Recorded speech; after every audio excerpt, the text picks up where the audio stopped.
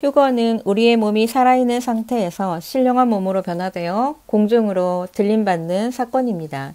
이것은 우리가 죽어서 천국 가는 것과는 완전히 다른 문제이기 때문에 에녹과 같이 하나님과 동행하는 삶을 살아야 한다고 모두 말합니다. 또한 항상 기도로 깨어서 기름을 준비하고 거룩한 신부가 되어야 휴거될 수 있다고 성경은 말합니다.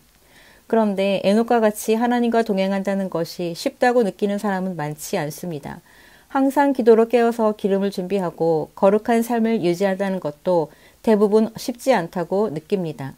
도대체 얼마나 많은 사람들이 에녹처럼 하나님과 동행할 수 있을까요? 또 얼마나 누가 항상 기도로 깨어 있을 수 있을까요? 기름은 또 어떻게 준비해야 한다는 것인지 왠지 휴거의 조건이 어려워 보이기만 합니다. 하나님은 우리가 휴거되기 원하실 텐데 좀 가볍고 쉬운 조건을 제시하시지 왜 어려워 보이는 조건들을 제시하신 것일까요? 그런데 정말 그것이 어려운 것일까요? 그렇지 않습니다. 주님의 멍에는 가볍다고 하셨습니다. 항상 기도로 깨어서 기름을 준비한다는 것을 종교적인 행위의 기준을 두고 있기 때문에 이것이 무거운 짐처럼 느껴지는 것입니다. 하나님과 동행하고 항상 기도로 깨어 있다는 것은 주님과의 친밀한 교제를 말합니다.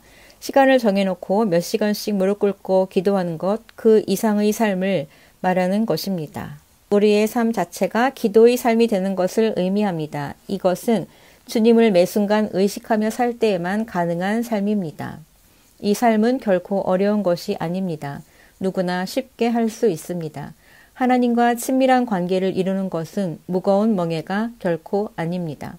그분은 공의로운 하나님이시지만 또한 사랑이 충만한 아버지이십니다. 친근하고 자상한 아버지이십니다. 아침에 눈 뜰 때 아빠 사랑해요 하고 대화로 하루를 시작해 보십시오. 그리고 하루 종일 누구를 만나든지 무슨 일을 하든지 하나님을 의식하며 말하고 생각하며 행동해 보십시오. 또 무엇을 하든지 성령님께 묻고 결정해 보십시오. 이것은 매 순간 주님을 의식해야 한다는 의미입니다. 그리고 그 가운데 수시로 예수님이 하신 놀라운 일들을 중심으로부터 찬양해 보십시오. 우리의 죄를 용서해 주신 그 십자가의 사랑을 찬양하고 지금도 매일 넘어지는 우리를 받아주시는 그 은혜의 중심으로부터 감사해 보십시오. 또 수시로 주님 사랑합니다 고백해 보십시오. 진심을 담아 중심으로 하는 찬양과 감사와 사랑의 고백은 하나님이 기뻐 받으시는 예배입니다. 그리고 죄를 지을 때마다 미루지 말고 바로바로 진심으로 회개하십시오. 회개는 휴거의 조건 중 가장 중요한 것입니다. 성경은 주님 앞에 흠도 없고 점도 없이 나타나기를 힘쓰라고 말씀하셨습니다. 그것을 이룰 수 있는 방법은 오직 회개밖에 없습니다. 날마다 회개하여 흰옷을 깨끗이 보관하십시오. 회개는 절대 어렵거나 복잡한 것이 아니고 누구나 할 수 있는 쉬운 일입니다. 정리하면 회개와 함께 종일토록 주님을 의식하는 삶은 성령님 안에 깊이 젖어 사는 삶입니다. 이것은 하나님과 동행하는 친밀한 교제의 삶이며 이 삶 자체가 산 예배요 기도의 삶이라고 할 수 있습니다. 왜냐하면 종일토록 주님을 의식함으로 말하고 생각하고 묻고 결정하며 행동한다는 것은 매 순간 그분과 대화가 이루어지고 있는 삶이기 때문입니다. 어떤 이들은 어떻게 직장 생활을 하면서 온통 주님만 묵상하며 살 수 있냐고 그것은 불가능하다고 말합니다. 그런데 생각해 보세요. 우리는 많은 때 걱정되는 일이 터지면 일하면서도 하루 종일 쉬지 않고 걱정을 묵상합니다. 심지어 누군가 대화하면서도 속으로는 근심을 합니다. 그러면서 밤새 염려합니다. 왜 근심은 종일토록 묵상이 가능한데 예수님을 종일토록 의식하는 것은 불가능한 것일까요? 생각의 차이입니다. 그리고 우리 마음의 문제입니다. 우리가 마음과 생각만 바꾸면 예수님을 종일 의식하는 것은 가능한 일이고 전혀 어려운 일이 아닙니다. 마지막으로 중요한 것이 한 가지 있는데 방언 기도입니다. 이건 역시 어려운 것이 아닙니다.